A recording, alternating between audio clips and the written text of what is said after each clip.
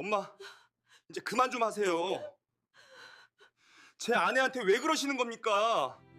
엄마, 이제 그만 좀 하세요. 제 아내한테 왜 그러시는 겁니까? 아들의 차갑게 식은 목소리가 아직도 귓가에 맴돕니다. 그날, 저는 이 집 거실 한가운데 서서 믿을 수 없는 광경을 목격했죠. 제가 30년을 키운 아들이 며느리 편에 서서 저를 몰아세우고 있었습니다. 엄마가 은주한테 이상한 문자를 보냈대요. 그만 좀 괴롭히세요. 저는 그 어떤 문자도 보낸 적이 없었는데 말이죠. 제 이름은 정미숙. 올해 61살입니다. 25에 결혼해서 남편과 함께 작은 구멍가게를 운영하며 아들 하나를 키웠죠. 남편은 아들이 고등학생 때 교통사고로 세상을 떠났고 그 뒤로 저 혼자 아들을 대학까지 보냈습니다. 새벽 5시면 일어나 가게 문을 열고 밤 11시가 넘어서야 셔터를 내렸습니다. 손님이 없는 시간엔 식당 설거지, 아르바이트를 나가기도 했죠. 아들 준호가 과외비가 필요하다고 하면 어떻게든 마련해줬고 대학 등록금은 제가 가입해뒀던 보험을 중도 해지하면서까지 냈습니다. 그렇게 키운 아들이 대학을 졸업하고 중견기업에 취직했을 때 저는 정말 눈물이 났습니다. 엄마, 이제 제가 엄마 편하게 해드릴게요. 준호는 첫 월급을 받던 날 제 손을 꼭 잡으며 그렇게 말했죠. 그 손의 온기가, 그 눈빛의 진심이 저는 지금도 생생합니다. 그로부터 4년 뒤 준호는 회사 동료였던 김은주라는 여자와 결혼하겠다고 했습니다. 처음 만난 은주는 참 똑똑해 보이는 여자였습니다. 명문대를 나왔다고 했고 말투도 세련됐죠. 하지만 뭔가 제 눈을 똑바로 보지 않는 느낌이 들었습니다. 어머님, 잘 부탁드려요. 첫 인사를 나누던 날 은주는 그렇게 말했지만 그 미소가 왠지 입술에만 머물러 있는 것 같았죠. 하지만 저는 제 느낌을 무시했습니다. 아들이 좋아하는 여자니까 제가 예민하게 구는 게 아닐까 싶었거든요. 결혼식은 소박하게 치렀습니다. 은주 쪽에서 화려한 결혼식을 원했지만 준호가 엄마 부담드리기 싫다며 작은 결혼식으로 결정했죠. 저는 그래도 축의금으로 받은 돈과 제가 모아둔 돈을 합쳐서 신혼집 전세의 보증금을 보태줬습니다.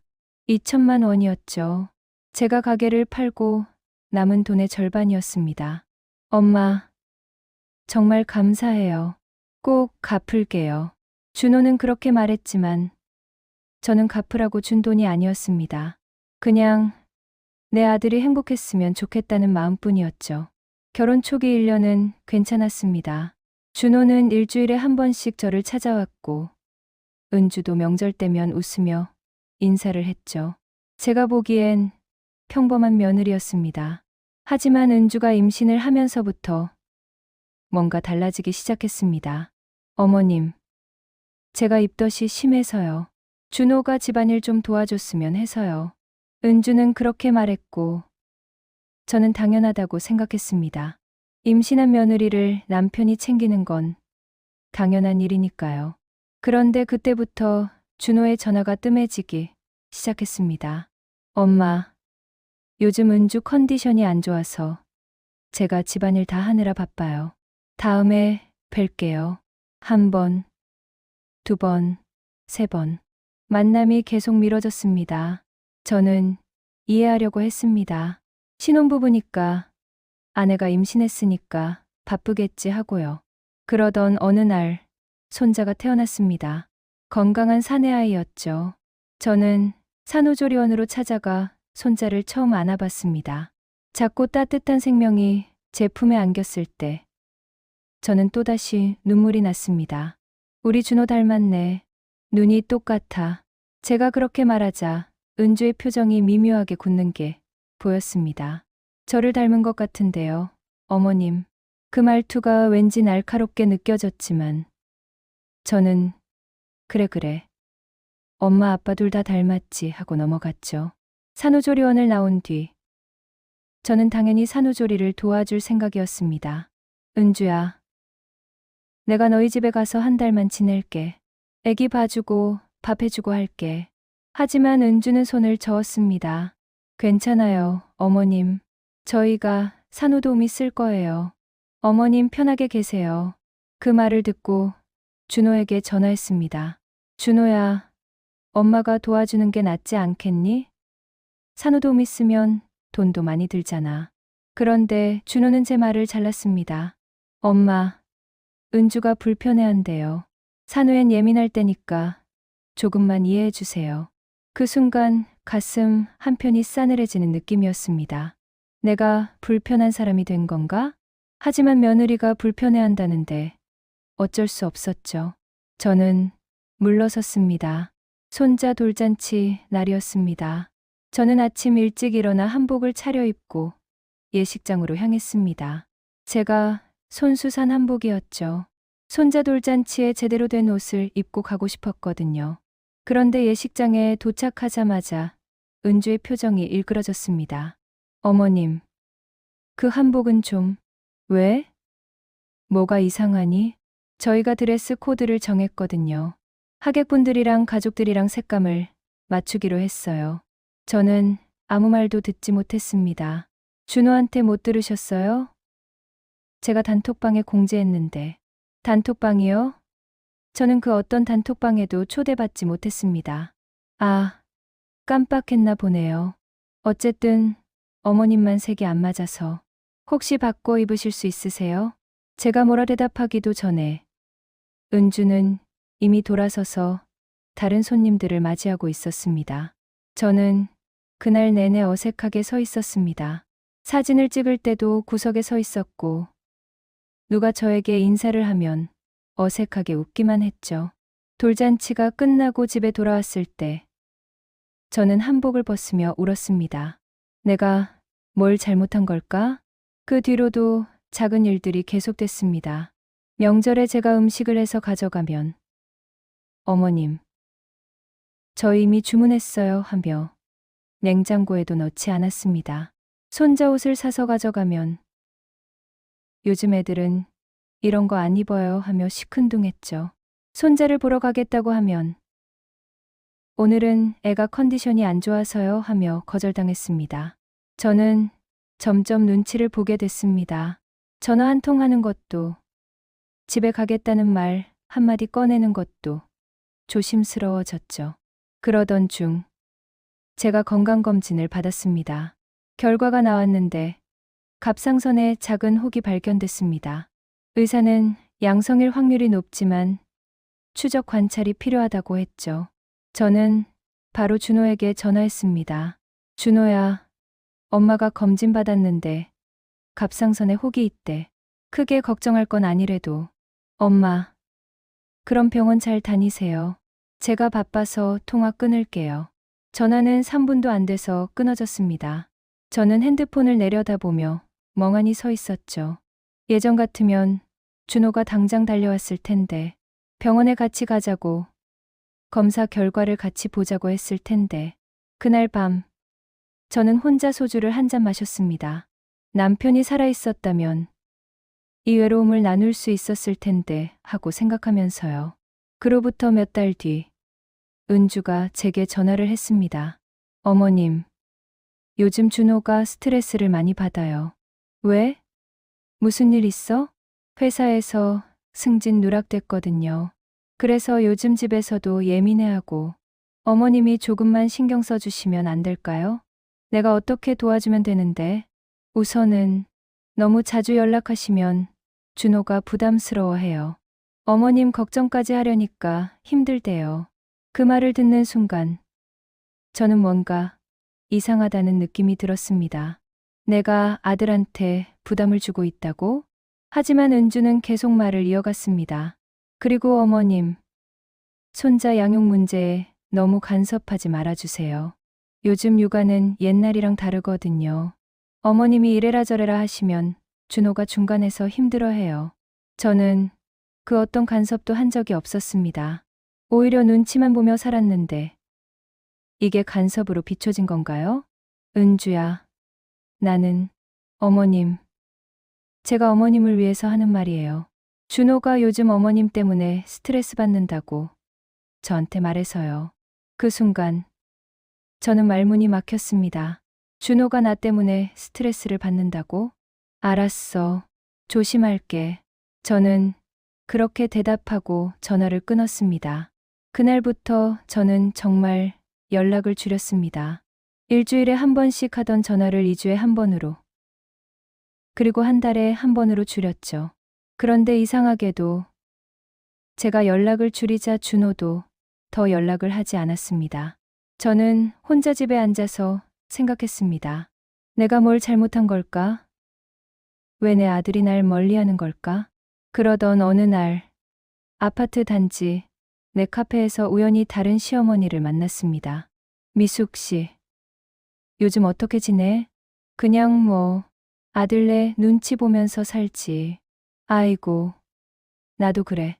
요즘 며느리들은 시어머니 보기를 뭐같이 봐. 우리는 그렇게 한참을 이야기했습니다.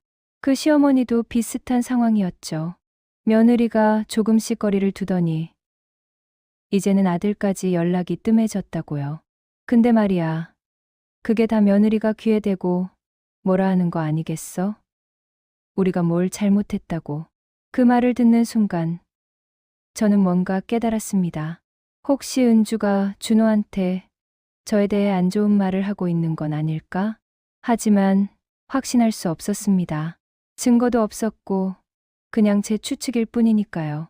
그로부터 한 달쯤 지났을 때 준호의 생일이 다가왔습니다. 저는 아들 생일에 뭔가 해주고 싶었습니다. 예전처럼 미역국을 끓여주고 아들이 좋아하던 음식을 만들어주고 싶었죠. 은주에게 조심스럽게 전화했습니다. 은주야, 다음 주 준호 생일인데 내가 집에 가서 밥 좀 해줘도 될까? 어머님, 저희 그날 외식하기로 했어요. 그럼 내가 외식비라도 보태줄게. 괜찮아요, 어머님. 저희가 알아서 할게요. 또 거절당했습니다. 저는 서운함을 참으며 준호에게 직접 전화했습니다. 준호야, 생일날 엄마가 밥 해주고 싶은데.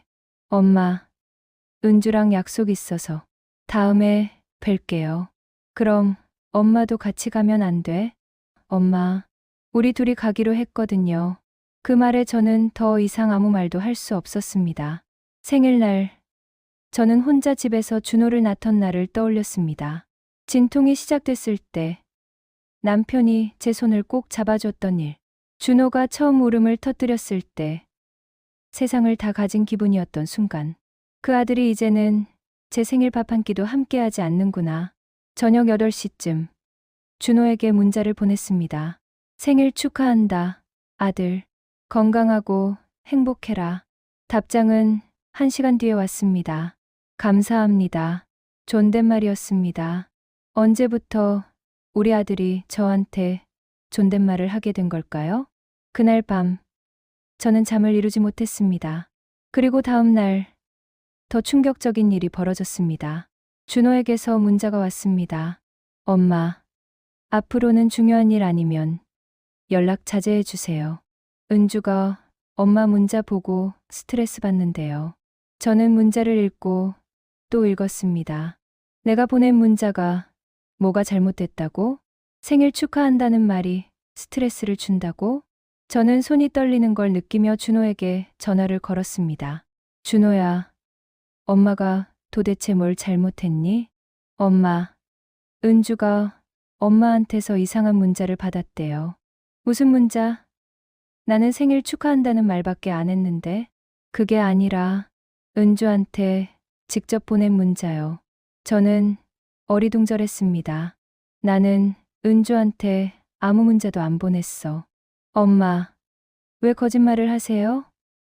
은주가 캡처해서 보여줬어요. 준호야, 진짜 엄마는. 엄마, 이제 제발 그만하세요. 엄마가 왜 이러시는지 모르겠어요. 전화는 그렇게 끊어졌습니다. 저는 멍하니 핸드폰을 내려다봤습니다. 대체 무슨 일이 벌어지고 있는 걸까요? 다음 날. 저는 은주에게 전화를 걸었습니다. 은주야, 나 어제 준호한테 들었어. 내가 너한테 이상한 문자를 보냈다고? 네, 어머님. 저도 깜짝 놀랐어요. 나는 너한테 아무 문자도 안 보냈는데. 어머님, 이렇게 잡아떼시면 저도 난처해요. 제가 캡처까지 했는데. 그럼 그 문자 나한테 보여줄 수 있어? 어머님 번호로 온 건데 왜 보여드려요? 어머님이 보내신 거 아세요? 저는 답답했습니다. 나는 정말 안 보냈어. 내 핸드폰 확인해봐. 어머님, 보내놓고 지우신 거 아니에요? 그 순간 저는 깨달았습니다. 은주가 거짓말을 하고 있구나. 은주야, 왜 이러는 거니? 내가 너한테 뭘 잘못했니? 어머님, 저 이제 전화 끊을게요. 더 이상 이런 일 없으셨으면 좋겠어요. 전화가 끊어졌습니다. 저는 그날부터 핸드폰 기록을 확인하기 시작했습니다. 제가 은주한테 보낸 문자는 단 한 통도 없었죠. 그렇다면 은주는 어떻게 제 번호로 온 문자 캡처를 준호에게 보여준 걸까요? 저는 인터넷을 검색했습니다. 그리고 충격적인 사실을 알게 됐죠. 문자 조작 앱이 있다는 걸. 누군가의 번호로 온 것처럼 가짜 문자를 만들 수 있는 프로그램들이 존재한다는 걸 알게 됐습니다. 저는 온몸이 차갑게 식는 걸 느꼈습니다. 은주가 그런 걸 써서 저를 모함하고 있는 건가? 하지만 이걸 누가 믿어줄까요? 준호는 이미 은주 편이고 저는 아무런 증거도 없는데요. 그날 밤 저는 잠을 못 이루며 생각했습니다. 은주는 왜 이러는 걸까? 대체 제가 뭘 잘못했길래? 그리고 며칠 뒤 더 큰 일이 터졌습니다. 준호가 집으로 찾아왔습니다. 하지만 반갑게 오신 게 아니었죠. 엄마, 우리 진지하게 이야기 좀 해야겠어요. 준호의 표정은 차가웠습니다. 왜? 무슨 일인데? 엄마, 은주가 엄마 때문에 정신과 상담을 받기 시작했어요. 엄마가 계속 스토킹하듯이 연락하시고 이상한 문자 보내시고 집 앞까지 찾아오셔서 은주가 공황장애가 생겼대요. 저는 믿을 수 없었습니다. 준호야, 나는 집에 간 적도 없고. 엄마, 경비실 CCTV에 찍혔어요. 3번이나 오셨어요. 저는 정말 당황스러웠습니다. 나는 진짜 한 번도. 하지만 준호는 제 말을 듣지 않았습니다. 엄마, 제발 부탁이에요. 이제 우리 가족 좀 내버려 두세요. 엄마 때문에 제 가정이 무너지고 있어요. 그리고 준호는 그냥 나가버렸습니다. 저는 그 자리에 주저앉아 울었습니다. CCTV에 찍혔다고? 제가 언제 갔다는 건가요? 저는 곰곰이 생각해봤습니다. 그리고 한 가지 가능성이 떠올랐죠. 혹시 은주가 제 옷차림을 한 사람을 시켜서 일부러 온 건 아닐까? 아니면 CCTV 영상 자체를 조작한 건 아닐까? 하지만 이런 생각을 누구한테 말할 수 있을까요? 다들 제가 미쳤다고 할 겁니다. 저는 그날부터 매일 두려웠습니다. 은주가 또 무슨 거짓말을 꾸며낼지, 준호가 저를 더 오해하게 될지. 하지만 저는 아직 몰랐습니다. 은주의 진짜 목적이 무엇인지를.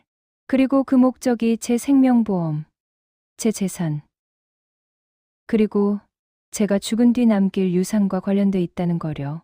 머지않아 모든 진실이 밝혀질 것입니다. 그것도 가장 끔찍한 방식으로 말이죠.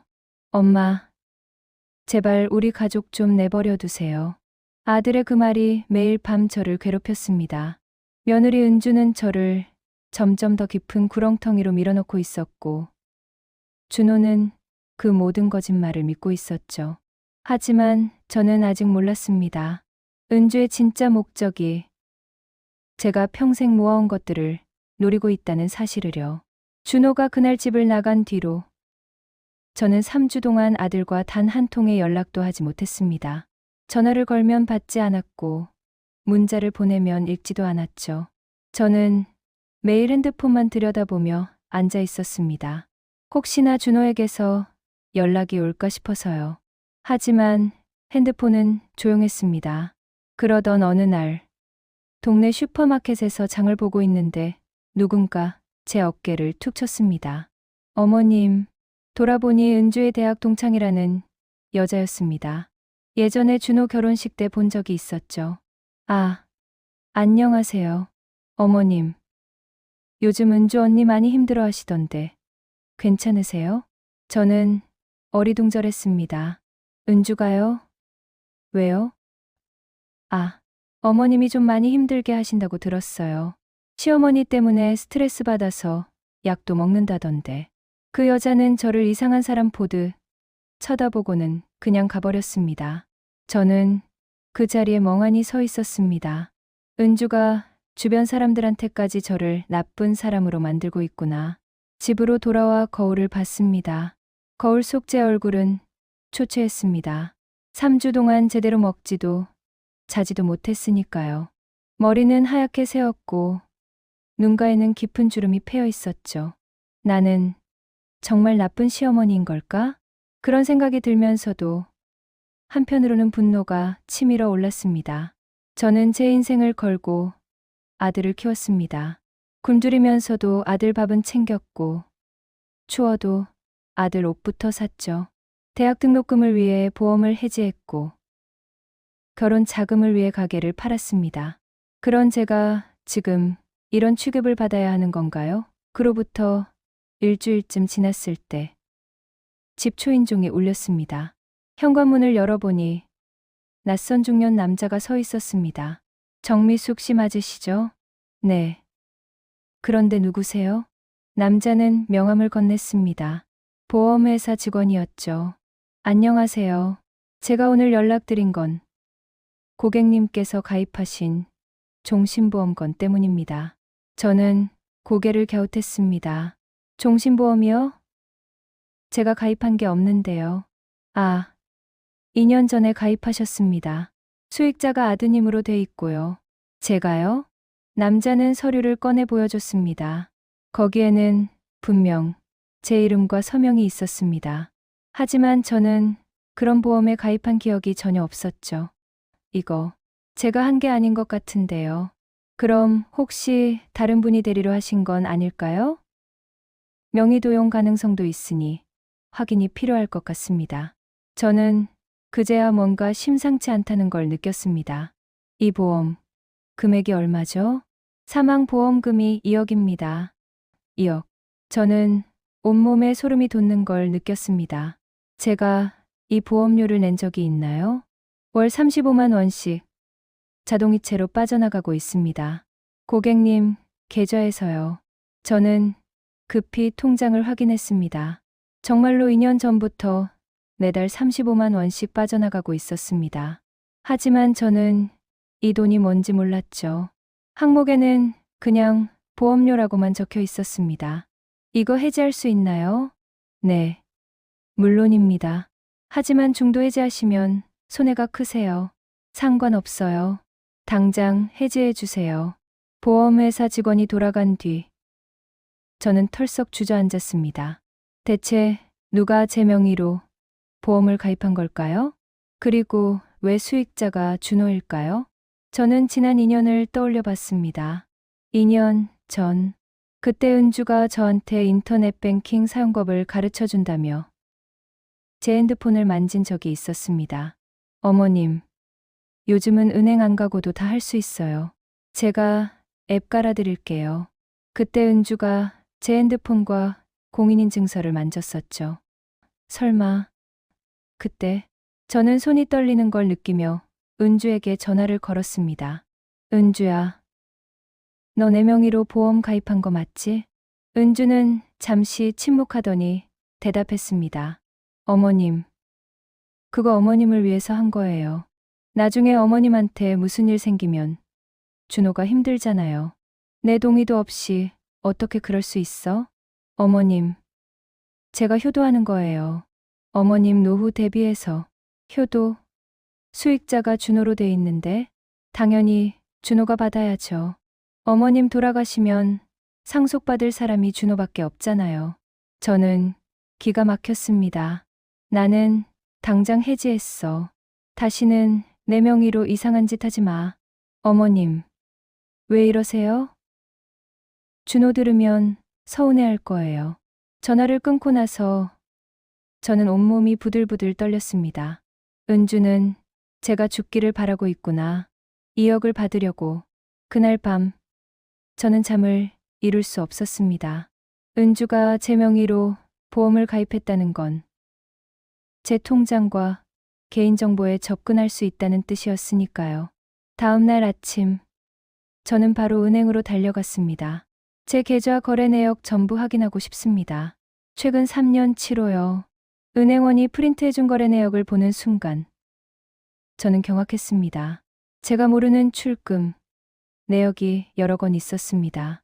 이거 뭐예요? 이 50만 원, 70만 원은 제가 뽑은 게 아닌데요. 카드로 출금되셨네요.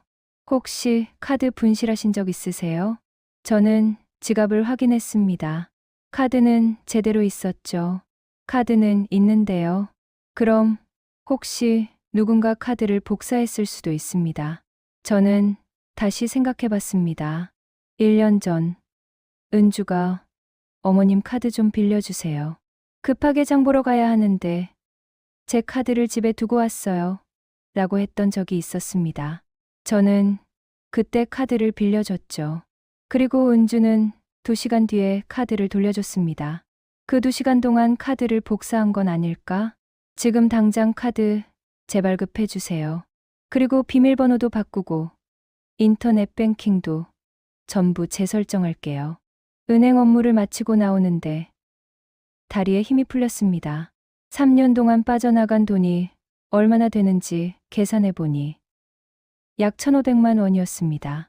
제가 모르는 사이에 1,500만 원이 사라진 겁니다. 저는 바로 경찰서로 향했습니다. 신고하고 싶습니다. 며느리가 제 명의를 도용하고 제 돈을 빼돌렸어요. 하지만 경찰의 반응은 시큰둥했습니다. 어머님, 가족 간 일은 저희가 개입하기 어렵습니다. 민사로 해결하셔야 해요. 하지만 명의도용이잖아요. 증거가 있으세요? 며느리분이 했다는 확실한 증거? 저는 말문이 막혔습니다. 증거라고 할 만한 건 없었습니다. 모든 게 정황상 그럴 것 같다는 추측뿐이었죠. 일단 가족끼리 먼저 대화해 보시고 그래도 안 되면 변호사 선임하셔서 민사소송하시는 게 낫겠습니다. 경찰서를 나서는 제 발걸음은 무거웠습니다. 법도 저를 도와주지 않는구나. 집으로 돌아오는 길에 저는 남편 산소에 들렀습니다. 여보, 우리 아들이 이렇게 됐어요. 제가 뭘 잘못한 걸까요? 산소 앞에 앉아 한참을 울었습니다. 남편이 살아있었다면 이런 일이 일어나지 않았을 텐데. 집으로 돌아와 보니 준호에게서 문자가 와 있었습니다. 엄마, 은주한테서 들었어요. 보험 해지하셨다면서요? 왜 그러세요? 저는 전화를 걸었습니다. 준호야, 엄마가 지금 심각한 이야기를 해야겠다. 엄마, 저 바빠요. 문자로. 아니야. 꼭 만나서 얘기해야 해. 은주가 엄마 명의를 도용하고 또 시작이시네요. 엄마, 은주가 어머님 위해서 한 건데 왜 그렇게 생각하세요? 준호야, 내 통장에서 돈도 빠져나갔어. 1,500만 원이나. 그게 은주가 한 거라는 증거 있어요? 엄마, 증거도 없이 며느리를 범죄자 취급하시면 어떡해요? 은주가 얼마나 상처받겠어요. 준호야, 엄마 말 좀 들어봐. 은주가, 엄마, 전화 끊을게요. 더 이상 은주 험담하시면 저도 어쩔 수 없어요. 전화가 끊어졌습니다. 저는 핸드폰을 내려다보며 멍하니 앉아 있었습니다. 내 아들이 정말 내 말을 믿지 않는구나. 그날 오후 문 앞에 택배가 하나 왔습니다. 보낸 사람은 준호였습니다. 박스를 열어보니 제가 예전에 준호네 집에 두고 온 물건들이 들어 있었습니다. 옷가지 몇 벌, 슬리퍼, 그리고 손자가 어렸을 때 제가 사준 장난감까지. 메모지 하나가 들어 있었습니다. 엄마, 이제 정말 우리 집에 오지 말아주세요. 은주가 엄마 물건 보면 스트레스 받는데요. 저는 그 메모지를 보며 눈물을 흘렸습니다. 이게 내가 30년을 키운 아들이 하는 짓인가요? 다음 날 저는 결심했습니다. 증거를 찾아야겠다고 저는 작은 사설탐정 사무소를 찾아갔습니다. 며느리를 조사하고 싶습니다. 탐정은 50대 중반의 남자였습니다. 어떤 부분을 조사하길 원하시나요? 며느리의 과거 행적, 그리고 최근에 뭘 하고 있는지 알고 싶어요. 제 명의를 도용하고 돈을 빼돌린 것 같거든요. 알겠습니다. 기본 조사료가 200만 원입니다. 저는 주저없이 돈을 건넸습니다. 내 남은 재산을 지키기 위해서라도 진실을 밝혀야 했으니까요. 일주일 뒤 탐정에게서 연락이 왔습니다. 어머님, 조사 결과가 나왔습니다. 직접 뵙고 말씀드리는 게 좋겠습니다. 사무소로 찾아가니 탐정은 두툼한 서류 봉투를 건넸습니다. 며느님, 과거가 좀 복잡하시더군요. 무슨 말씀이세요? 결혼 전에 빚이 많았습니다. 약 3천만 원 정도. 카드 빚이었고요. 저는 놀랐습니다.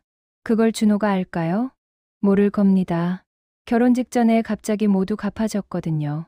어디서 돈을 구했는지는 확실치 않지만 탐정은 계속해서 설명했습니다. 그리고 며느님, SNS 계정을 여러 개 운영하고 있더군요. 본인 명의가 아닌 가짜 계정들로요. 그걸로 뭘 하는데요? 주로 명품 자랑, 해외여행 자랑, 그런 걸 올립니다. 근데 이게 다 거짓말이에요. 실제로는 그런 여행을 간 적도 없고 명품도 짝퉁이거나 빌린 겁니다. 저는 점점 더 충격받았습니다. 그리고 이게 제일 중요한 건데요. 탐정은 한 장의 사진을 꺼냈습니다. 며느님이 최근에 부동산을 자주 들락날락합니다. 그것도 고급 아파트들 위주로요. 무슨 뜻이죠? 제 추측으로는 어머님 재산을 노리고 있는 것 같습니다.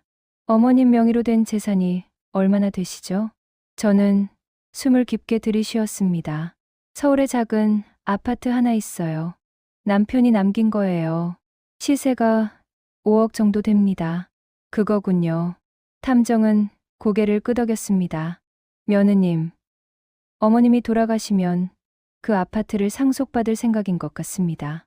하지만 내가 살아있는데 그래서 어머님을 몰아내려는 거죠. 어머님과 아드님 사이를 갈라놓고 어머님이 외롭고 힘들어서 스스로 포기하게 만들거나. 탐정은 말을 멈췄습니다. 아니면 더 극단적인 방법을 쓸 수도 있습니다. 저는 온몸에 소름이 돋았습니다. 무슨 뜻이죠? 2억짜리 보험. 기억하시죠? 어머님 명의로 가입된. 네, 사망보험금입니다. 어머님이 돌아가셔야 받을 수 있는 거죠. 그 순간 모든 퍼즐이 맞춰지는 느낌이었습니다. 은주는 제가 죽기를 바라고 있었던 겁니다. 보험금 2억과 아파트 5억, 총 7억을 손에 넣기 위해서. 탐정 사무소를 나오면서 저는 지난 몇 개월을 되돌아봤습니다.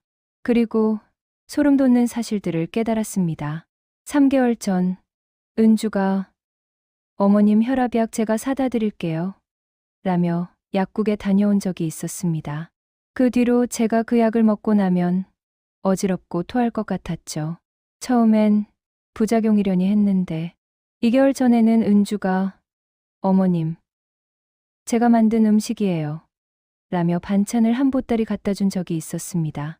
그 반찬을 먹고 저는 이틀 동안 식중독으로 고생했습니다. 병원에 가니 상한 음식을 드신 것 같다고 하더군요. 그리고 한 달 전 계단에서 미끄러질 뻔한 적이 있었습니다. 아파트 계단에 물이 왜 그렇게 많이 흘러 있었을까요? 청소 시간도 아니었는데 그때 CCTV를 확인했더라면. 저는 급히 아파트 관리사무소로 향했습니다. 한 달 전 계단 CCTV 확인할 수 있을까요?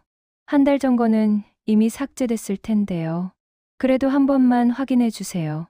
관리소장이 확인해 보더니 고개를 저었습니다. 역시 없네요. 저희는 2주치만 보관하거든요. 저는 허탈했습니다. 증거를 찾을 수 없구나. 집으로 돌아오는데 현관문 앞에 또 택배가 하나 놓여 있었습니다. 보낸 사람 이름은 없었습니다. 박스를 열어보니 제 사진이 들어 있었습니다. 제가 혼자 걷는 사진, 은행에 가는 사진, 슈퍼마켓에서 장 보는 사진. 누군가 저를 미행하며 찍은 사진들이었습니다. 사진 밑에 쪽지가 하나 있었습니다. 할머니, 조용히 사세요. 아들한테 이상한 말 하지 마시고요. 안 그러면 뒷말은 없었지만 협박의 의미는 명확했습니다. 저는 그날 밤 경찰에 신고했습니다. 누군가 저를 스토킹하고 협박합니다. 하지만 경찰은 이번에도 별 도움이 되지 않았습니다. 쪽지에 구체적인 협박 내용이 없어서 처벌하기 어렵습니다. 그리고 보낸 사람을 특정할 수도 없고요. 하지만 일단 주의하시고 추가로 협박을 받으시면 그때 다시 신고하세요. 저는 무력감을 느꼈습니다. 법도 경찰도 저를 지켜주지 못하는구나. 다음 날 저는 마지막으로 준호를 만나기로 결심했습니다. 문자를 보냈습니다. 준호야, 엄마가 정말 중요한 얘기가 있어. 딱 한 번만 만나주면 안 되겠니? 1시간 뒤 답장이 왔습니다. 30분만요. 그것도 카페에서요. 저는 준호가 정한 카페로 갔습니다. 준호는 이미 와서 앉아 있었습니다. 하지만 제 얼굴을 보는 순간 표정이 굳었죠. 엄마, 뭐 때문에 부르신 거예요? 준호야. 저는 가져온 서류 봉투를 꺼냈습니다. 탐정이 준 자료들이었죠. 이것 좀 봐. 은주의 과거, 그리고 은주가 하고 있는 일들. 하지만 준호는 서류를 보지도 않았습니다. 엄마, 또 은주 헐뜯으려고 부르신 거예요? 아니야. 이건 진짜야. 은주가 내 명의를 도용하고 내 돈을 빼돌리고. 엄마, 그만하세요. 준호가 소리를 질렀습니다. 카페 안의 사람들이 저희를 쳐다봤죠. 엄마가 왜 이러시는지 모르겠어요. 은주가 뭘 잘못했다고 그래요? 준호야, 은주는 내 돈이 아니라 내 재산을 노리고 있어. 내가 죽으면. 엄마, 정신 좀 차리세요. 준호는 자리에서 벌떡 일어났습니다. 엄마, 이제 정말 끝이에요. 더 이상 엄마 만나고 싶지 않아요. 준호야, 엄마가 정신과 상담 좀 받으세요. 피해망상이 심한 것 같아요. 그 말을 남기고 준호는 나가버렸습니다. 저는 그 자리에 혼자 남아 눈물을 흘렸습니다. 피해망상이라고? 내가 미친 사람이 된 건가? 카페를 나서는데 누군가 제 팔을 잡았습니다. 돌아보니 30대 정도 되어 보이는 여자였습니다. 저기, 죄송한데요. 혹시 며느리 때문에 힘드신 거예요? 네. 누구세요? 저도 비슷한 경험이 있어서요. 아까 대화를 우연히 들었는데 제 이야기랑 너무 비슷해서요. 여자는 조심스럽게 명함을 건넸습니다. 저는 가족 문제 전문 상담사입니다.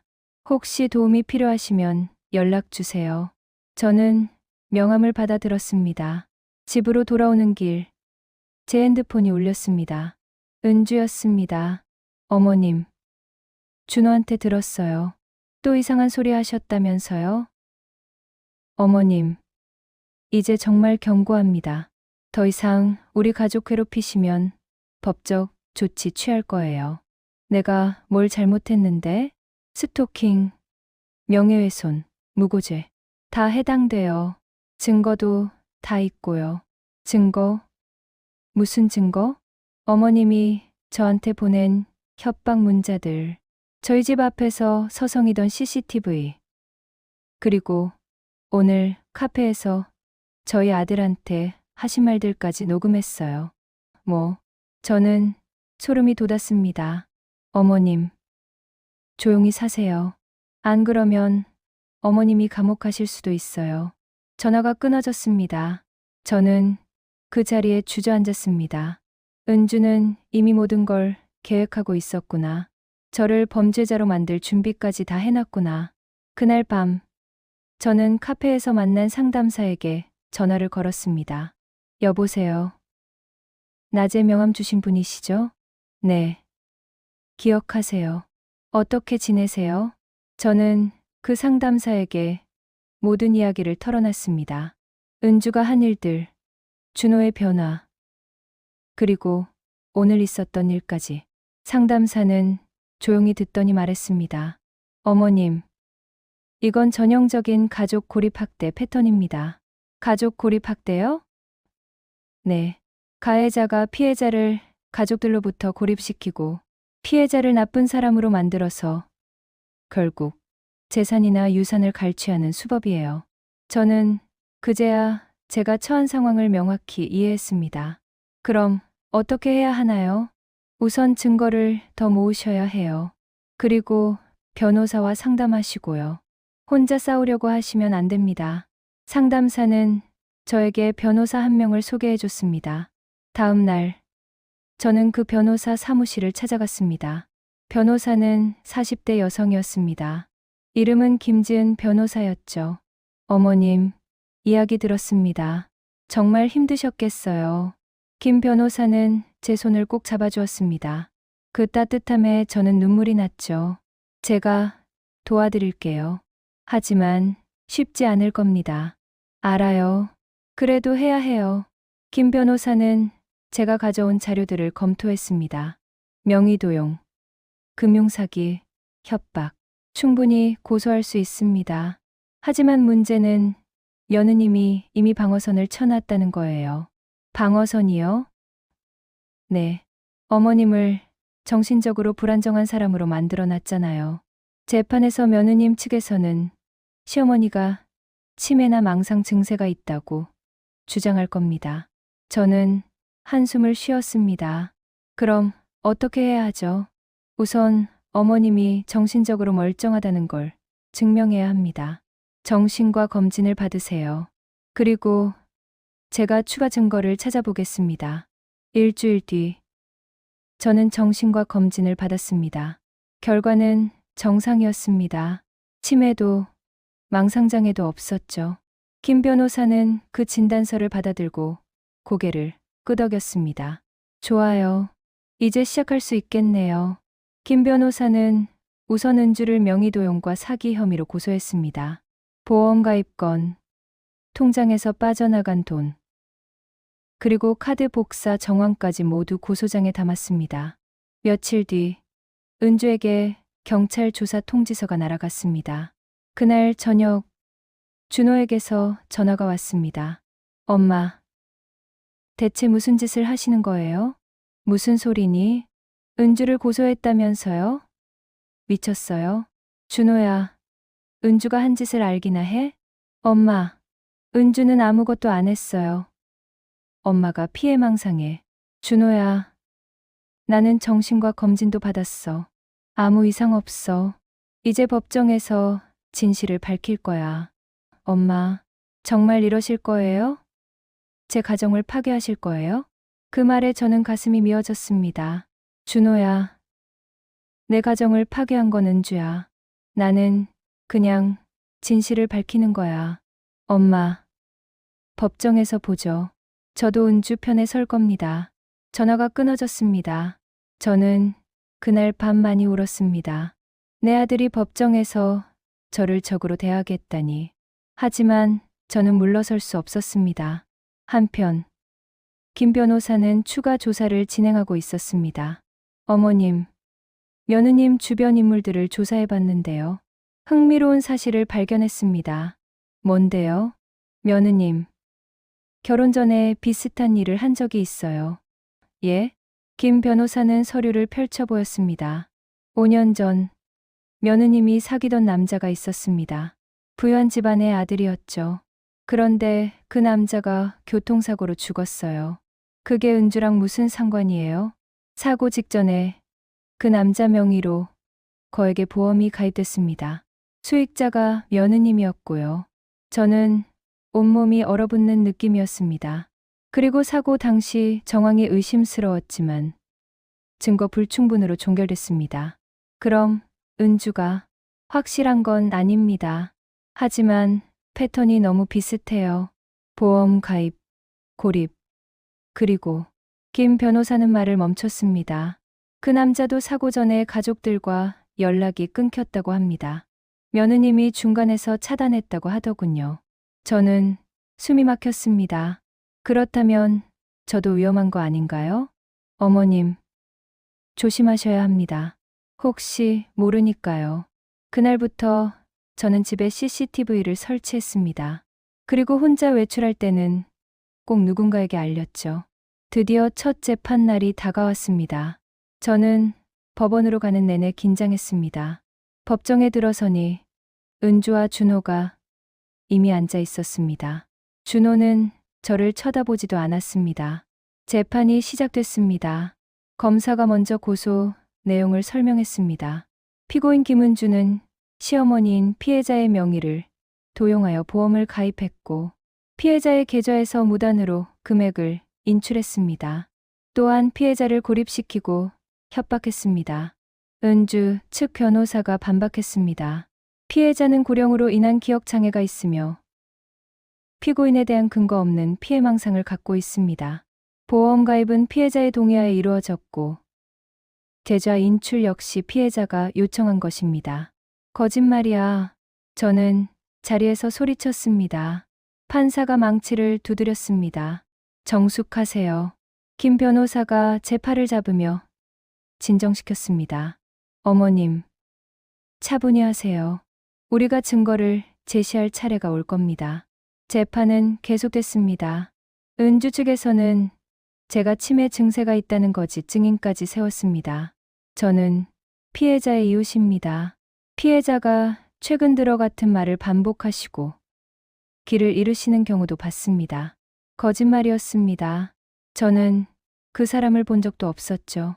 하지만 법정에서는 차분해야 했습니다. 드디어 저희 측 증거 제시 시간이 왔습니다. 김 변호사는 제 정신과 진단서를 제출했습니다. 피해자는 최근 종합적인 정신과 검진을 받았으며 치매나 기억장애, 망상장애가 없다는 소견을 받았습니다. 그리고 탐정 보고서를 제출했습니다. 피고인은 과거에도 유사한 범죄를 저질렀을 가능성이 있습니다. 5년 전 교제하던 남성이 의문의 사고로 사망했고 그 직전 피고인이 수익자로 된 보험이 가입됐습니다. 은주의 얼굴이 창백해졌습니다. 이해 있습니다. 그건 입증되지 않은 사실입니다. 은주 측 변호사가 소리쳤습니다. 판사는 서류를 검토하더니 말했습니다. 해당 사건은 이 재판과 직접적 관련은 없으나 피고인의 행동 패턴을 보여주는 참고 자료로 채택하겠습니다. 저는 조금 희망이 보이는 것 같았습니다. 하지만 재판은 아직 끝나지 않았습니다. 은주 측에서 준호를 증인으로 세웠습니다. 준호가 증인석에 섰습니다. 증인은 피해자의 아들이시죠? 네. 증인께서 보시기에 어머니께서 평소 어떠셨나요? 준호는 잠시 침묵하더니 대답했습니다. 요즘 많이 이상하셨어요. 그 말에 제 가슴이 무너져 내렸습니다. 어떤 점에서 이상하셨나요? 같은 말을 반복하시고 없는 일을 있다고 우기시고 아내를 이유 없이 의심하셨어요.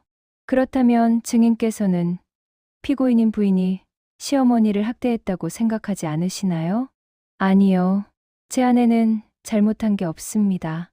저는 눈물이 흘러내렸습니다. 내 아들이 저를 배신하고 있었습니다. 재판이 끝나고 법정을 나서는데 준호가 저를 붙잡았습니다. 엄마, 손 떼. 엄마, 제발 이제 그만하세요. 소송 취하하세요. 안 돼. 나는 끝까지 갈 거야. 엄마가 이기면 뭐가 남는데요? 저랑 완전히 끝나는 거예요. 저는 준호의 눈을 똑바로 쳐다봤습니다. 준호야, 내가 날 버렸잖아. 이미 우린 끝났어. 그리고 저는 돌아섰습니다. 첫 재판은 끝났지만 진짜 싸움은 이제부터였습니다.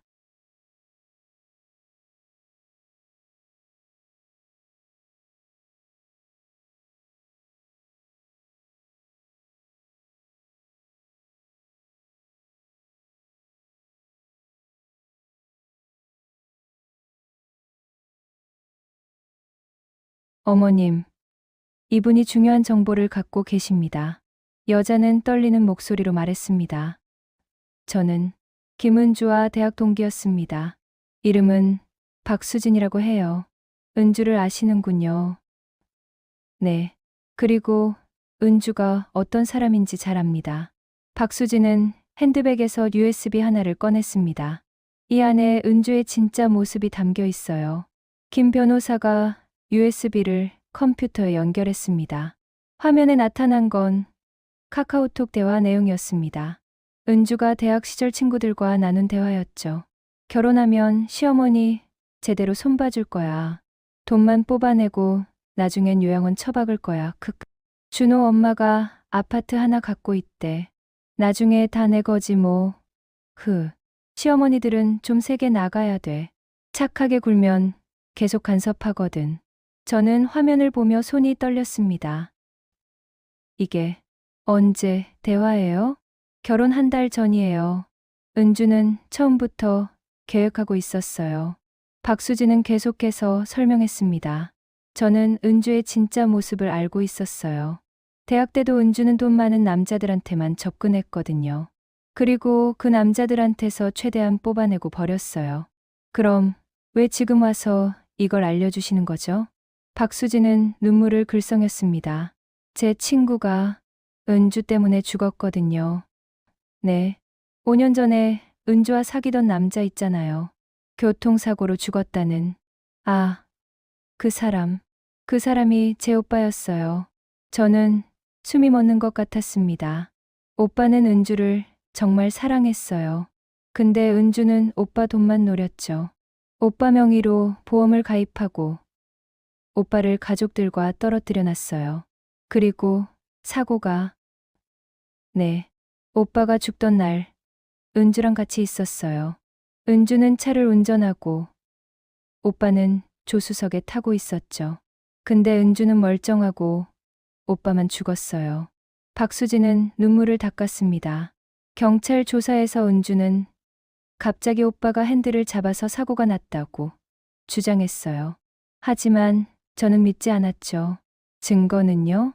없었어요. 블랙박스도 고장났다고 했고 목격자도 없었어요. 그래서 사고로 종결됐죠. 김 변호사가 끼어들었습니다. 수진 씨, 이 자료들 법정에 제출할 수 있을까요? 네. 그러려고 가져왔어요. 저는 은주가 더 이상 누군가를 해치는 걸 보고 싶지 않아요. 저는 박수진의 손을 꼭 잡았습니다. 고맙습니다. 정말 고맙습니다. 두 번째 재판 날이 밝았습니다. 이번에는 저희 측에 결정적인 증거가 있었습니다. 재판이 시작되자 김 변호사가 박수진을 증인으로 신청했습니다. 이해 있습니다. 이 증인은 누구입니까? 은주 측 변호사가 소리쳤습니다. 피고인의 과거를 증언할 증인입니다. 판사가 허락했고 박수진이 증인석에 섰습니다. 은주는 박수진을 보자마자 얼굴이 하얗게 질렸습니다. 수진아, 너 증인, 피고인과 무슨 관계입니까? 대학 동기였습니다. 그리고 피고인이 5년 전에 사고로 죽인 남자의 동생입니다. 법정이 술렁거렸습니다. 김 변호사는 USB에 담긴 대화 내용을 화면에 띄웠습니다. 이것은 피고인이 결혼 전 친구들과 나눈 대화입니다. 보시다시피 피고인은 처음부터 시어머니를 이용하고 제거할 계획을 갖고 있었습니다. 은주는 자리에서 벌떡 일어났습니다. 그건 농담이었어요. 그냥 친구들이랑 장난으로 한 얘기라고요. 조용히 하십시오. 판사가 망치를 두드렸습니다. 김 변호사는 계속했습니다. 뿐만 아니라 피고인은 5년 전에도 유사한 범죄를 저질렀습니다. 당시 교제하던 남성의 명의로 거액의 보험을 가입했고 그 남성은 의문의 교통사고로 사망했습니다. 증거가 없잖아요. 그건 사고였어요. 은주가 소리쳤습니다. 그렇다면 이건 어떻게 설명하시겠습니까? 김 변호사는 또 다른 서류를 제출했습니다. 피고인의 통장 기록입니다. 5년 전 사고 직후 피고인은 2억 원의 보험금을 수령했습니다. 그리고 그 돈은 3개월 만에 모두 사라졌습니다. 제가 쓴 거예요. 제 돈인데 제가 쓰면 안 돼요? 문제는 그 돈을 어디에 썼느냐입니다. 도박, 명품, 해외 원정, 성형. 피고인은 타인의 죽음으로 얻은 돈을 향락에 탕진했습니다. 법정은 다시 술렁거렸습니다. 저는 방청석에서 이 모든 장면을 지켜봤습니다. 은주의 가면이 벗겨지고 있었습니다. 판사가 입을 열었습니다. 피고인, 변명하실 게 있습니까? 은주는 눈물을 흘리며 말했습니다. 저는 잘못한 게 없어요. 시어머니가 저를 괴롭혔어요. 제가 피해자라고요. 하지만 그 눈물은 더 이상 아무도 믿지 않았습니다. 그때였습니다. 방청석에 앉아 있던 준호가 벌떡 일어났습니다. 재판장님, 제가 할 말이 있습니다. 모두의 시선이 준호에게 쏠렸습니다. 준호는 떨리는 목소리로 말했습니다. 제가 잘못 봤습니다. 은주가 준호를 쳐다봤습니다. 준호야, 무슨 소리야?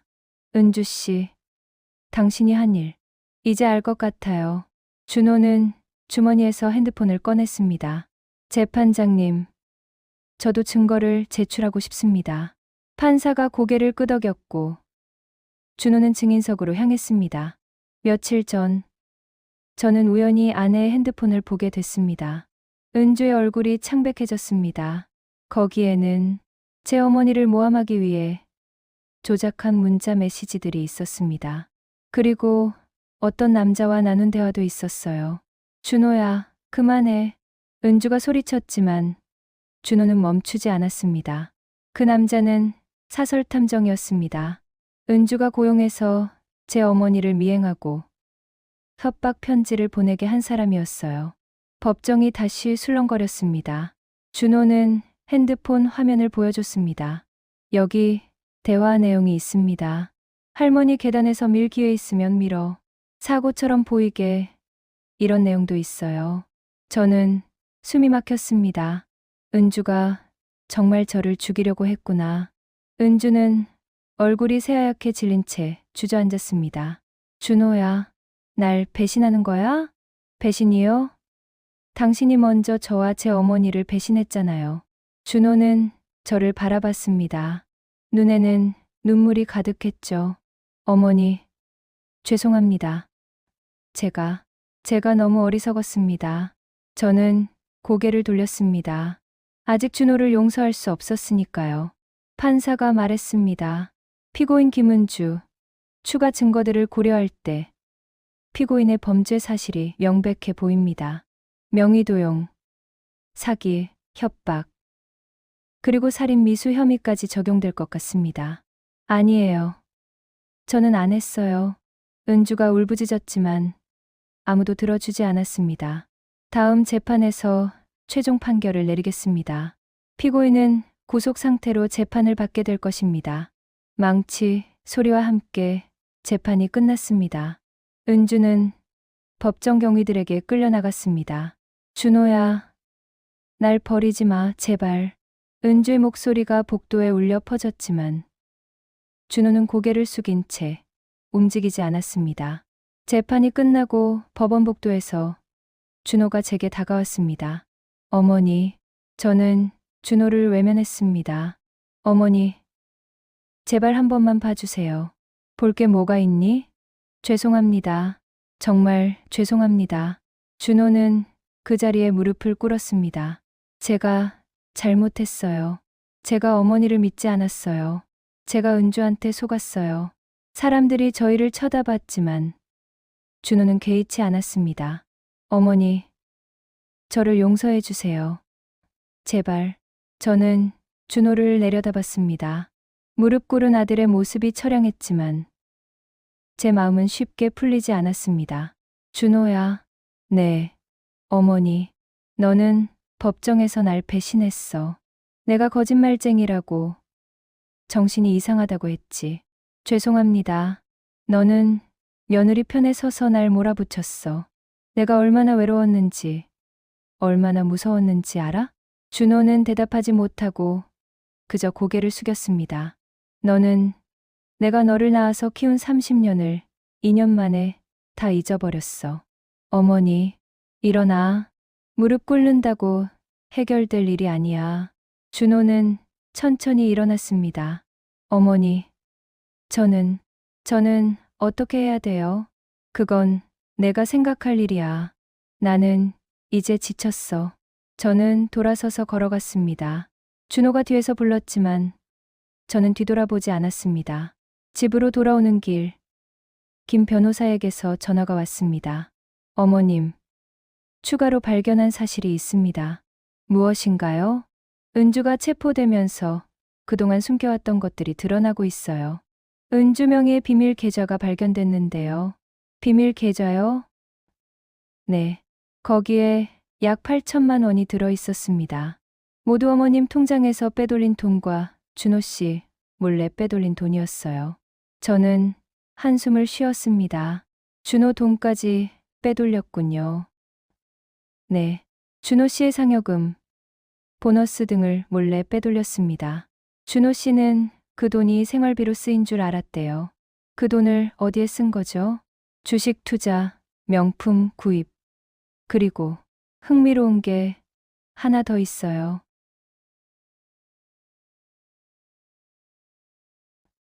네.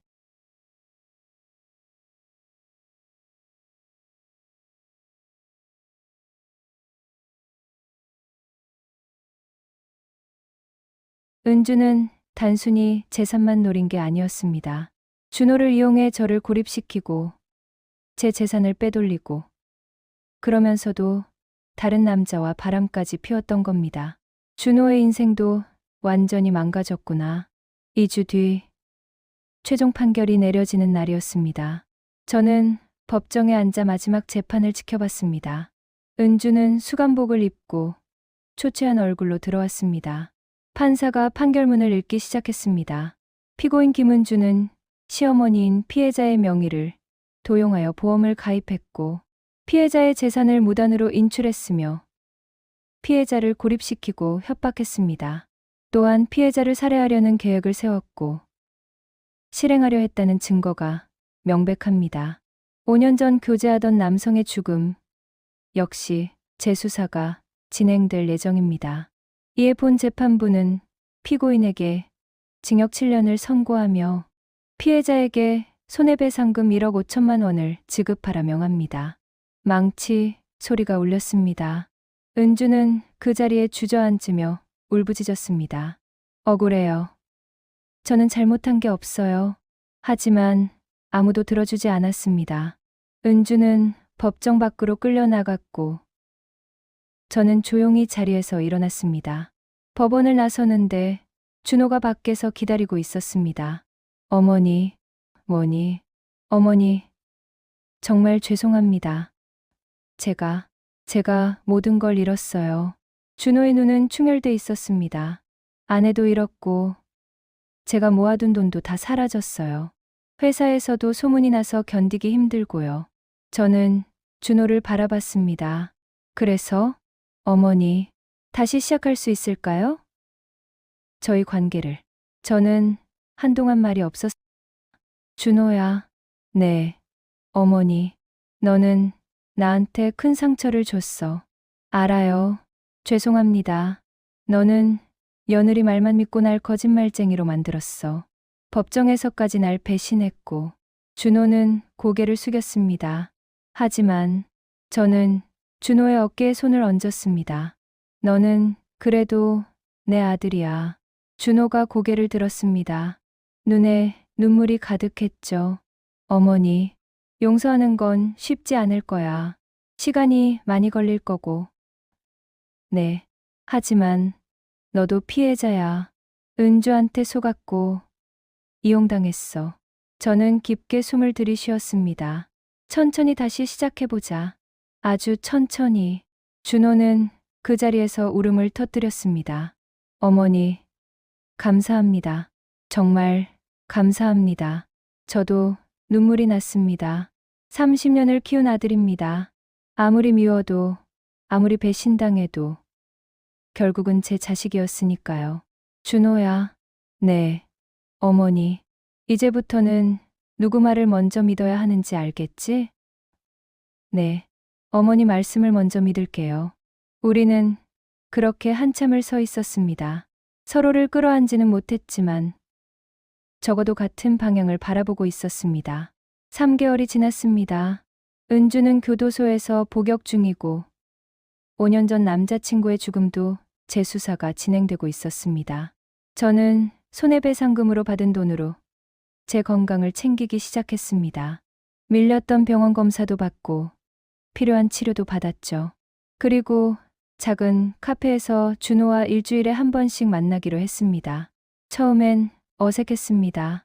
어머니, 커피 드세요. 응. 대화가 이어지지 않았죠. 하지만 시간이 지나면서 조금씩 나아졌습니다. 요즘 회사는 어때? 괜찮아요. 다들 이해해 주시더라고요. 다행이네. 준호는 이혼 절차를 진행하고 있었습니다. 은주가 감옥에 있어도 이혼은 가능했으니까요. 어머니, 손자는 보고 싶지 않으세요? 준호가 조심스럽게 물었습니다. 손자는 현재 은주의 친정에서 키우고 있었습니다. 보고 싶지. 하지만 아직은 아니야. 알겠습니다. 저는 아직 손자를 볼 준비가 되지 않았습니다. 그 아이를 보면 은주가 생각날 것 같았고 그동안의 고통이 떠오를 것 같았으니까요. 하지만 언젠가는 손자를 만날 거라고 생각했습니다. 그 아이에게는 죄가 없으니까요. 어느 날 집에 편지 한 통이 배달됐습니다. 보낸 사람은 은주였습니다. 저는 한참을 망설이다가 편지를 열었습니다. 어머님께, 저는 지금 교도소에서 이 편지를 씁니다. 제가 한 일들을 생각하면 정말 부끄럽고 죄송합니다. 저는 어려서부터 가난하게 살았습니다. 부모님은 매일 싸웠고 저는 늘 돈이 없어서 친구들 앞에서 주눅 들었습니다. 그래서 저는 다짐했습니다. 어른이 되면 절대 가난하게 살지 않겠다고. 돈만 있으면 행복할 거라고 믿었습니다. 그래서 준호를 만났을 때 저는 준호보다 어머님의 재산을 먼저 봤습니다. 서울에 아파트가 있다는 걸 알았을 때 저는 그게 언젠가 제 것이 될 거라고 생각했습니다. 어머님을 밀어내면 준호가 상속받을 테고 그럼 제 것이 되니까요. 하지만 지금 와서 생각해보니 저는 정말 어리석었습니다. 돈 때문에 사람을 해치려 했고 가족을 파괴했습니다. 그리고 지금 저는 모든 걸 잃었습니다. 남편도, 아들도, 자유도.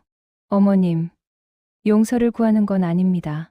저는 용서받을 자격이 없다는 걸 압니다.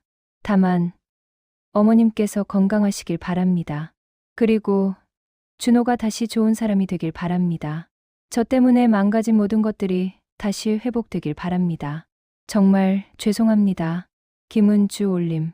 저는 편지를 읽고 한참을 생각했습니다. 은주도 피해자였을까요? 가난이라는 환경이 은주를 그렇게 만든 걸까요? 아니면 그건 그냥 변명일까요? 저는 답을 내릴 수 없었습니다. 다만 은주가 자신의 죄를 인정했다는 것만은 확실했습니다. 저는 편지를 접어서 서랍에 넣었습니다. 언젠가 준호에게 보여줄지도 모르겠다고 생각하면서요. 1년이 지났습니다. 저는 이제 많이 회복했습니다. 건강도 좋아졌고 마음의 상처도 조금씩 아물었죠. 준호와의 관계도 많이 나아졌습니다. 이제는 일주일에 2번씩 만나고 함께 식사도 하고 가끔은 산책도 다닙니다. 어머니, 오늘 날씨 좋네요. 그러게, 오랜만에 공원 갈까? 좋아요. 우리는 동네 공원을 천천히 걸었습니다. 예전처럼 편하지는 않았지만 그래도 함께 있을 수 있다는 것만으로도 감사했습니다. 어머니, 손자 이야기 좀 해도 될까요? 준호가 조심스럽게 물었습니다. 그래, 말해봐. 이제 5살이 됐어요. 유치원도 다니고요. 그래? 네. 그리고 어머니를 보고 싶어 해요. 저는 걸음을 멈췄습니다. 아직은, 네, 알아요. 무리하지 않으셔도 돼요. 다만, 사진이라도 보여드리고 싶어서요. 준호는 핸드폰을 꺼내 손자 사진을 보여줬습니다. 밝게 웃고 있는 아이의 모습이었습니다. 많이 컸네. 네. 어머니 닮았어요.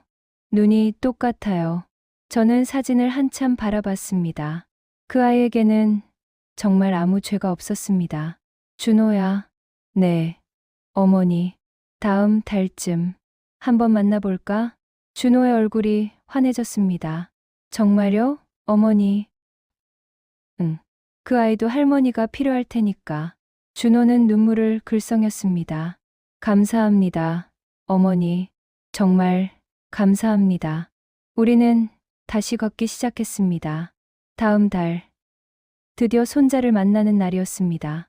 준호가 아이를 데리고 제 집에 왔습니다. 초인종이 울리고 문을 열자 작은 아이가 서 있었습니다.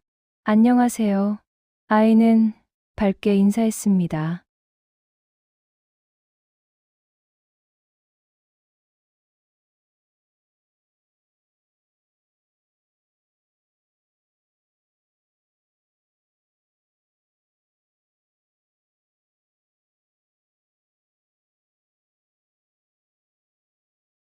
할머니, 이렇게 하는 거예요.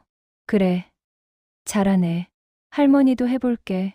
우리는 그렇게 1시간 넘게 블록을 가지고 놀았습니다. 아이의 밝은 웃음소리가 집 안을 가득 채웠습니다. 오랜만에 느껴보는 따뜻함이었습니다. 그로부터 몇 달 뒤, 준호에게서 연락이 왔습니다. 어머니, 은주가 교도소에서 편지를 또 보냈대요. 그래, 뭐라고? 아들을 만나고 싶다고 합니다. 저는 잠시 침묵했습니다. 어머니 생각은 어떠세요? 그건 내가 결정할 일이야. 은주는 아이의 엄마니까. 하지만 어머니 의견도 중요해요. 저는 한참을 고민했습니다. 은주가 한 일들은 용서할 수 없었습니다. 하지만 아이에게 엄마는 필요했습니다. 준호야, 아이를 위해서라면 면회를 허락해도 될 것 같아. 정말요? 응. 하지만 조건이 있어. 내가 반드시 함께 가야 해. 그리고 아이한테 진실을 말해줘야 해. 어떻게요? 엄마가 잘못을 해서 지금 벌을 받고 있다고. 하지만 그래도 엄마는 엄마라고. 준호는 고개를 끄덕였습니다. 알겠습니다. 그렇게 할게요. 며칠 뒤, 준호는 아이를 데리고 교도소에 면회를 갔습니다. 저녁에 준호가 전화를 걸어왔습니다. 어머니, 다녀왔어요. 어땠니? 은주가 많이 변했더라고요. 살도 많이 빠지고 머리도 하얗게 샜어요. 아이를 보더니 막 울었어요. 미안하다고, 엄마가 잘못했다고. 아이는 뭐라고 하던? 잘 이해하지는 못하는 것 같았어요. 그냥 엄마가 어디 아파서 병원에 있다고만 생각하더라고요. 그게 낫겠지. 네. 아이가 좀 더 크면 그때 진실을 말해줄 생각이에요. 저는 복잡한 마음이었습니다. 은주를 미워하지만 그래도 아이에게는 엄마가 필요하니까요. 1년 반이 지났을 때 저는 중요한 결정을 내렸습니다. 준호를 불러 유언장을 작성하기로 한 것입니다. 어머니, 왜 갑자기 유언장을요? 나도 이제 60이 넘었잖아. 정리할 건 정리해야지. 변호사 앞에서 저는 유언장을 작성했습니다. 제 아파트는 손자에게 상속합니다. 단, 손자가 성인이 될 때까지는 준호가 관리하되 절대 처분할 수 없습니다. 그리고 제 예금은 절반은 준호에게, 절반은 자선단체에 기부합니다. 준호가 놀라서 말했습니다. 어머니, 저는 필요 없어요. 다 손자한테 주세요. 아니야, 너도 받아야 해. 내가 새 출발을 하려면 돈이 필요할 거야. 하지만, 그리고 준호야, 한 가지 조건이 있어. 뭔데요? 좋은 사람 만나서 재혼해라. 혼자 살지 말고. 준호는 고개를 저었습니다. 어머니, 전 이제 결혼 안 할 거예요. 한 번으로 충분해요. 아니야. 너는 아직 젊어. 좋은 사람 만나면 다시 시작할 수 있어. 단, 이번엔 신중하게 골라. 그리고 엄마 말도 좀 들어. 준호는 쓴웃음을 지었습니다. 네. 다음엔 어머니한테 먼저 소개시켜 드릴게요. 그래야지. 유언장 작성을 마치고 나오면서 저는 한결 마음이 가벼워졌습니다. 이제 정리할 건 다 정리했으니까요. 4년이 흘렀습니다. 은주가 모범수로 감형을 받아 곧 출소한다는 소식이 들려왔습니다. 준호가 제게 물었습니다. 어머니, 은주가 출소하면 아이를 보고 싶어 할 텐데 어떻게 하면 좋을까요? 그건 내가 판단해야지. 하지만 어머니 의견이 중요해요. 저는 한참을 생각했습니다. 준호야, 은주는 벌을 받았어. 4년 동안 감옥에 있었고. 네. 하지만 아이의 엄마로서 자격이 있는지는 은주가 증명해야 해. 무슨 뜻이에요?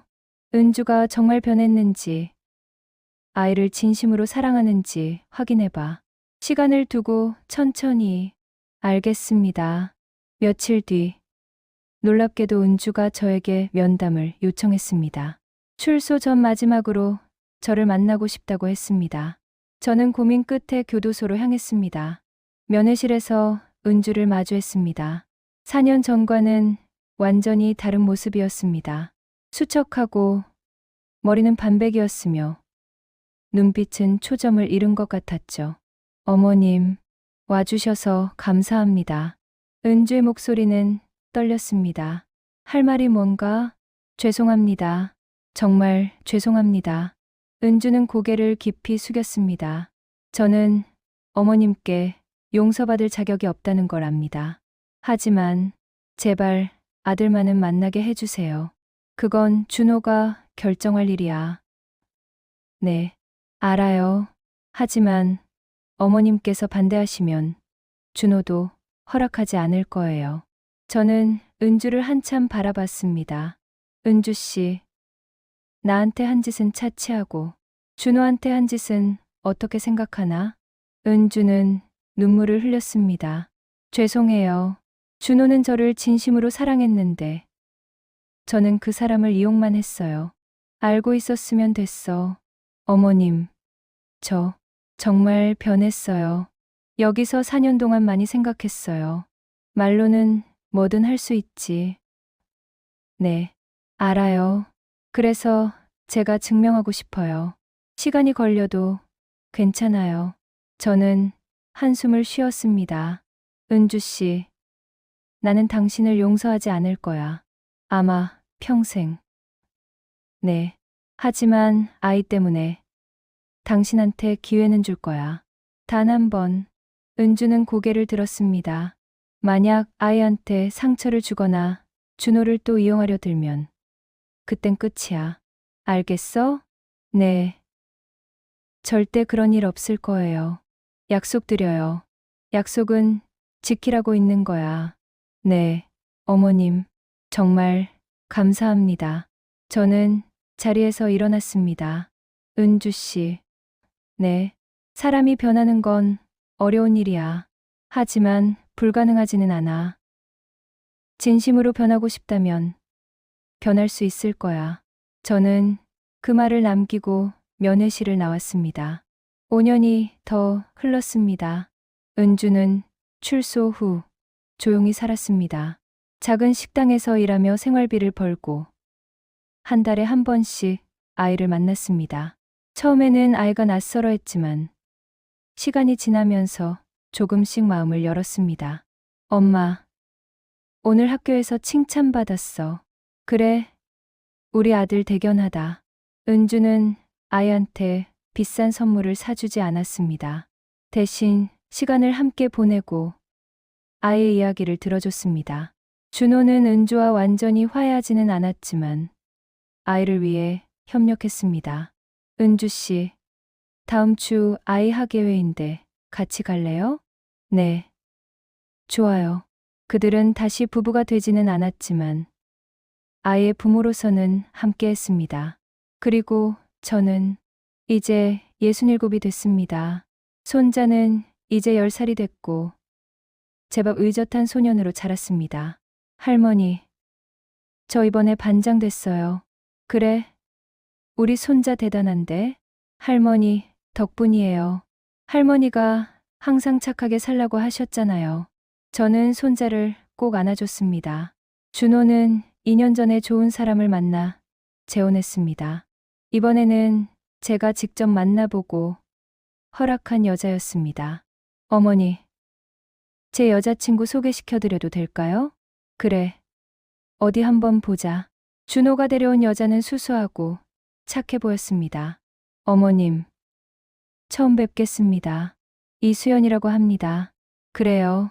앉아요. 저는 수연과 오랜 시간 이야기를 나눴습니다.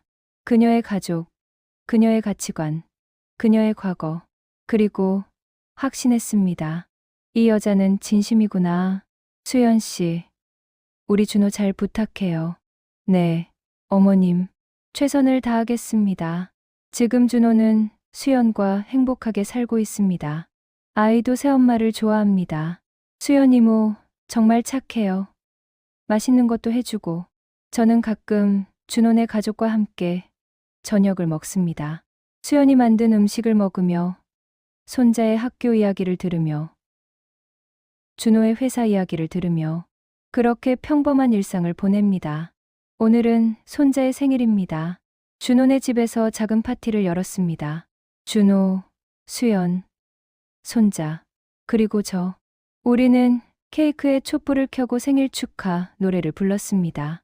생일 축하합니다. 손자는 촛불을 후하고 불었습니다. 소원 빌었어? 네. 할머니, 무슨 소원 빌었는데? 비밀이에요. 말하면 안 이뤄진대요. 우리는 함께 웃었습니다. 케이크를 먹으면서 저는 이 순간을 마음에 담았습니다. 힘든 시간도 있었습니다. 배신도 당했고, 외로움도 느꼈고, 죽을 고비도 넘겼습니다. 하지만 결국 저는 이겼습니다. 은주의 조종에 넘어가지 않았고, 진실을 밝혀냈고, 제 자리를 지켜냈습니다. 그리고 가장 중요한 것은 아들을 되찾았습니다. 완벽하지는 않지만, 그래도 우리는 다시 가족이 됐습니다. 어머니, 무슨 생각하세요? 준호가 물었습니다. 아무것도. 그냥 지금이 좋다는 생각. 저도요. 어머니. 준호는 제 손을 꼭 잡았습니다. 어머니, 사랑해요. 그리고 정말 죄송해요. 알아. 나도 사랑한다. 우리는 더 이상 과거에 대해 이야기하지 않습니다. 중요한 건 지금, 그리고 앞으로니까요. 저는 창밖을 바라봤습니다. 따뜻한 햇살이 비치고 나무들은 푸르게 자라고 있었습니다. 인생은 때로 가혹하지만 그래도 계속됩니다. 상처는 아물고 관계는 회복되고 희망은 다시 찾아옵니다. 저는 이제 알았습니다. 진짜 가족이란 피로 연결된 것만이 아니라는 걸. 서로를 이해하고 용서하고 함께 미래를 만들어가는 것이라는 걸. 그리고 가장 중요한 건 포기하지 않는 것이라는 걸. 저는 포기하지 않았습니다. 아들을 포기하지 않았고, 진실을 포기하지 않았고, 저 자신을 포기하지 않았습니다. 그래서 지금 이 순간이 있는 겁니다. 할머니, 케이크 더 먹어요. 손자가 제 앞에 케이크를 한 조각 더 놓았습니다. 그래, 고마워. 저는 케이크를 한 입 베어 물었습니다. 달콤했습니다. 인생의 맛처럼 쓰디쓴 시간을 지나면 결국 달콤한 순간이 찾아오는 것처럼 며느리의 조종과 아들의 배신. 저는 그 모든 것을 견뎌냈습니다. 여러분도 혹시 비슷한 일을 겪고 계신가요? 가족에게 배신당하고 외로움에 떨고 아무도 믿어주지 않아 괴로우신가요? 포기하지 마세요. 진실은 반드시 밝혀집니다. 시간이 걸리더라도 힘들더라도 끝까지 싸우세요. 그리고 기억하세요. 당신은 혼자가 아닙니다.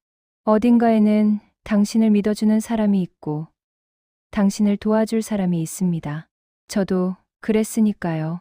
변호사, 상담사, 그리고 진실을 알려준 사람들이 있었기에 저는 이길 수 있었습니다.